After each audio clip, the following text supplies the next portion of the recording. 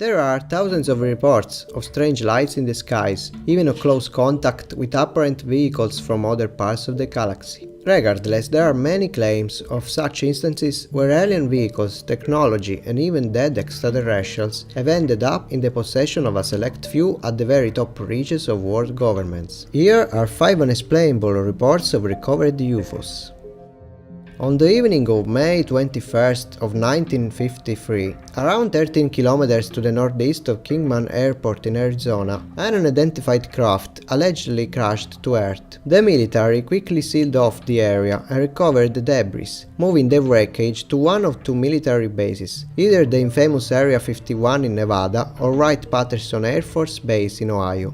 Government officials rounded up somewhere close to 40 scientists, and after having them sign secrecy papers, they transported them to where the craft and its crew were being housed, so that they could better understand both. According to the researcher and author Preston Dennett, one such scientist, Arthur Stensil, would state to Dennett that their investigations concluded that the craft struck the ground at 1,200 miles per hour, but was strangely undamaged and definitely not human-made. Stensil also described the object as teardrop-shaped or like a streamlined cigar. Another scientist who spoke with Dennett, Leonard Stringfield, claimed that he managed to get a look inside the crashed craft, witnessing with his own eyes the dead body of a 4-foot human-like creature in a silver metallic suit.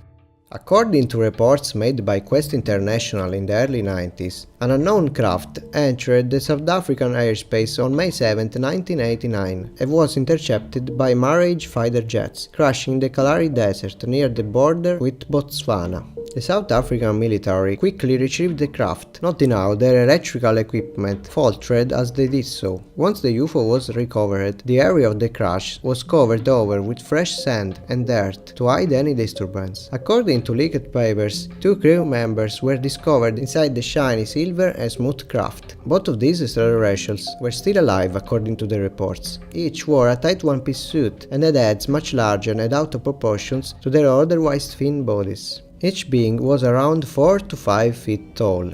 According to UFO researcher Tony Dodd, the United States would trade the South African government nuclear technology in return for the craft and the 2 alien beings. Furthermore, Dodd's source claimed that a 3rd alien being was withheld by the South African government and was unknown to the Americans. According to the source, that being was taken to Camp 13, an apparent top-secret base near the Kalahari Desert. One of the many supposed government files released as part of the Serious Disclosure project was that of a downed UFO in a non-specific location somewhere in the deserts of Utah. The crash happened sometime in 1958 and was recovered by a military unit and quickly determined to be of alien origin.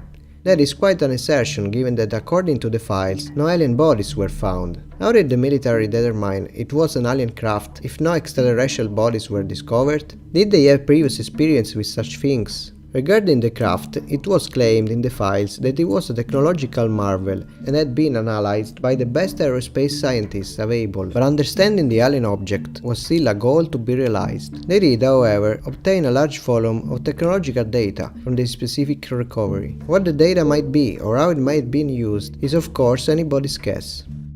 Shortly after midnight on January 20, 1996, reports of a strange glowing craft crashing to the ground were received by authorities in Varginha, Brazil. As bizarre as these events were, even weirder were the reports that emergency departments began receiving of a strange creature roaming around the area. Originally treating the reports as a hoax or prank, the authorities, or those representing them, were said to be as surprised as the locals when they came face to face with a dazed and confused otherworldly being. The extraterrestrial was quickly captured and held before the Brazilian military took possession of it. From there, the trail goes cold, and those suspected of having performed studies and eventual autopsies on the creature deny an involvement.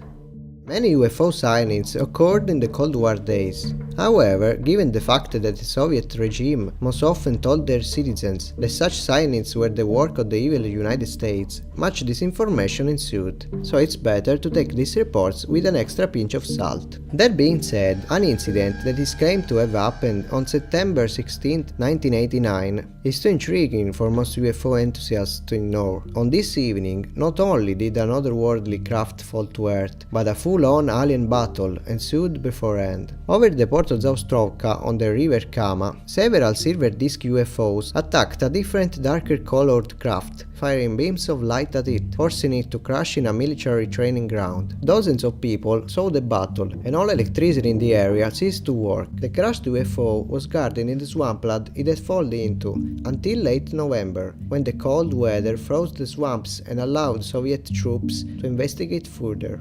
All that is known is that the 4 troops who were sent to investigate the craft soon became extremely ill, with suspected radiation sickness, and the area was consequently sealed off.